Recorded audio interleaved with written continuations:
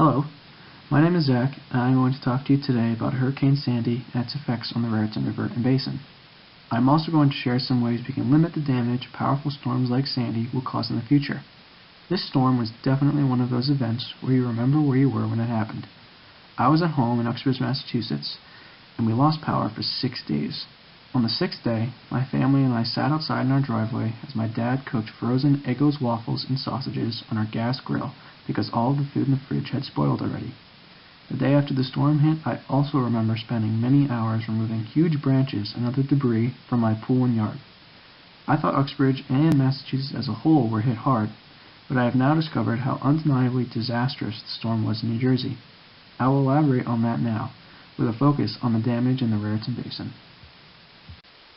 To begin, Sandy was a 2012 Atlantic hurricane that started in the southwestern Caribbean Sea. Hurricanes are rated on a scale of 1 to 5 based on wind speed. A Category 5 hurricane has the strongest winds, and a major hurricane is considered a 3, 4, or 5. Sandy had two peak intensities, the first as a Category 3 storm over eastern Cuba, and the second as a Category 2 storm as it moved parallel to the southeastern coast of the United States in the Middle Atlantic. Hurricane Sandy made landfall in Brigantine, New Jersey at 7:30 p.m. on Monday, October 29, 2012, as a Category 1 hurricane with 70 knot or 80 mile per hour wind speeds. When Sandy made landfall in the United States, it broke several all-time pressure records in Philadelphia, Harrisburg, and Baltimore. Sandy was one of the largest Atlantic tropical storms ever recorded. It was 1,000 miles across, and, in total, it covered about 1.8 million square miles. Sandy was the most destructive hurricane of the 2012 Atlantic season, the second costliest hurricane in U.S. history, and the most destructive natural disaster in New Jersey history.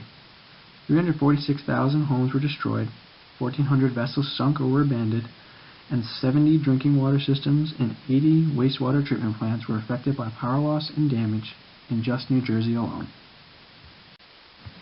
In the Raritan Basin, so many elements of Sandy were completely devastating. The winds destroyed homes and buildings, as you can see in the bottom left picture from Union Beach in the Raritan Bay. The winds also knocked power lines down and left people in the dark. However, flooding was the most destructive part of the storm. People had to evacuate as rising waters destroyed their homes and other buildings. The top left picture shows a part of Route 18 and the Rutgers Boathouse underwater, and the picture on the right shows the streets of Manville underwater. Industrial sites, storage facilities, and the trash-filled banks of the Raritan were flooded, causing the water to bring garbage, harmful pollutants and contaminants, and even oil from protected berms into the Raritan. Towns like Sayreville and Perth Amboy are also prone to events called combined sewage overflows, which occur when storm drains overflow into sewage lines that then spill raw sewage into waterways. During Sandy, Sayreville had a major CSO, and it dumped about 1.1 billion gallons of raw sewage into the Raritan. What causes this destructive flooding? Something called storm surge. When evaluating hurricanes, it's one of the most important elements, if not the most important, to evaluate. Storm surge is a rise in water height due to a storm. It is often the most destructive part of a hurricane as, for example, 1,500 deaths during Hurricane Katrina were directly or indirectly due to storm surge. Sandy, and all hurricanes in fact, spin counterclockwise, and winds in the northern section of the storms are therefore blowing directly towards the shore. The buildup of water is due to these winds pushing water towards the shore. The astronomical tide plus the storm surge is equal to the storm tide. All of this incoming water causes water levels to rise in waterways like the Raritan. The diagram below shows the extent the storm tide flooded the Raritan River. Storm tide is measured using tide gauges and surge and wave sensors. The largest storm tide was measured in Raritan Bay, a value of 13.4 feet in Perth Amboy, which was the highest in New Jersey. As a whole, storm tides were greater than 12 feet in and around Raritan Bay, and they were between 8 and 12 feet from Toms River to Sandy Hook. For the next several slides, I will elaborate on the biological and chemical impacts the storm surge and flooding had on the Raritan, an area that has gone relatively unnoticed with all the human impact Sandy had. To start, the influx of salt water from the storm tide caused changes in salinity throughout the Raritan Bay and well up the Lower Raritan. 1 month after the storm, salinity was as high as 27 grams per liter, but decreased to 15 grams per liter 3 months later. These types of salinity changes negatively affected Raritan ecosystems, like wetlands and their geochemistry, for example. The storm tide also inundated coastal areas, which released sediments filled with metal contaminants. This occurred around the Raritan Bay slag superfund, for example, a source of contaminants including lead, arsenic, copper, chromium, and antimony. In the diagram, number 1 is the superfund site, and numbers 2, 3, and 4 show how Sandy pulled the suspended metals up the coast and the tide pushed them into the bay. These metals cause risks to human and environmental health, especially recreational beach users and construction workers. Hurricane Sandy, as a result, negatively impacted coastal ecosystems along the Raritan River. The influx of storm tide disturbed many sediment beds near industrial sites and waste treatment facilities in the Raritan. The Raritan was polluted with organic compounds like polychlorinated biphenyls, or PCBs, dibenzo P-dioxins and furans, or PCDDFs, and polycyclic hydrocarbons, or PAHs, just to name a few. Just to give you a little detail as to what these compounds are and where they come from, PCBs are found in electrical, heat transfer, and hydraulic equipment, plasticizers in paints, plastics and rubber products, and pigments, dyes, and carbon paper. PCDDs originate from waste incineration, metal smelting, and chlorine bleaching of paper, while PAHs come from cigarette smoke, vehicle exhaust, and residential and agricultural wood burning. All of these compounds have adverse human health effects, including cancer.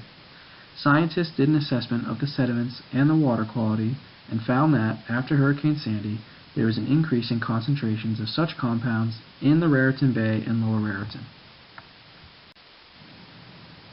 Another assessment of organic compound pollution in the Raritan used mussels.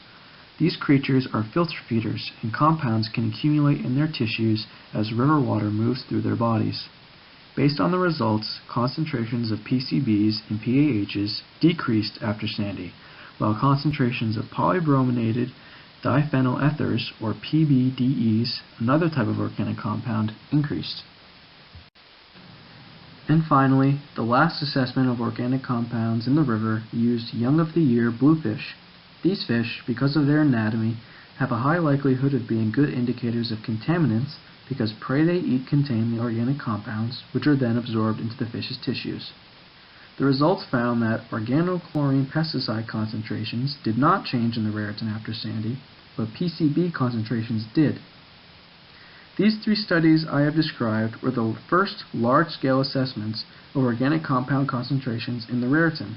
Because of this, there was minimal historical data to compare the results to, and so it is difficult to say if Sandy directly affected the variations in concentrations.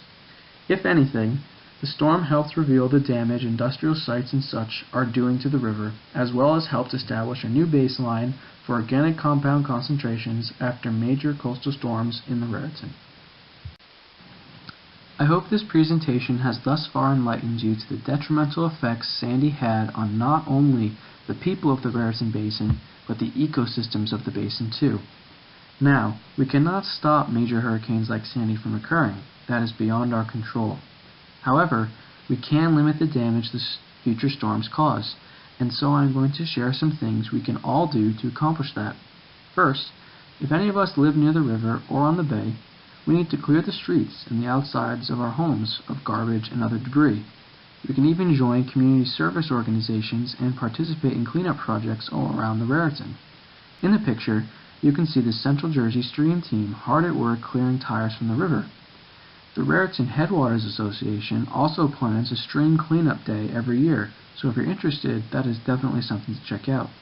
In the case of major flooding, all of the garbage in people's yards, on the streets, and on the banks could be pulled right into the Raritan if not removed first.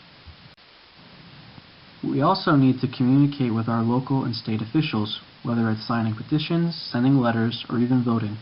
For one, the sewage systems in Perth Amboy and Sayreville need to be updated. Combined sewage overflows happen frequently in these towns, and while Sandy caused a major one in Sayreville, the need for the systems to be revamped was there already. We should be able to use the beaches in the bay and the river too for recreational purposes and not have to worry whether it's safe to swim or not. Industrial sites and facilities need more regulations on the Raritan too. Sandy directly and negatively impacted the health of the river, which we saw in the evidence for salinity and heavy metal concentrations. Sandy, however, also revealed the degree to which industrial sites are hurting the health of the Raritan through the studies of organic compounds I discussed earlier. These sites need better regulations for contaminant production and disposal. Here is another thing to keep in mind.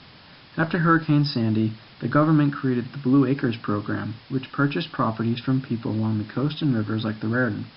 The land would then be turned into open public spaces, like grass-filled parks or cisterns, as a way to battle flooding in vulnerable regions.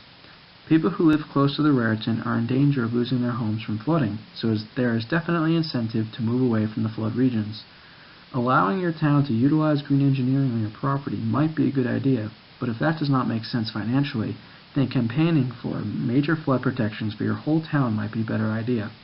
With climate change and sea level rise looming in the near future, protecting ourselves now would be optimal because storms like Sandy will only become more destructive. I hope you all enjoyed my presentation. I very much enjoyed sharing with you. I hope you all learned some valuable information about how Sandy affected the Raritan Basin and are now aware of the ways you can limit hurricane damage. Thank you, and have a nice day.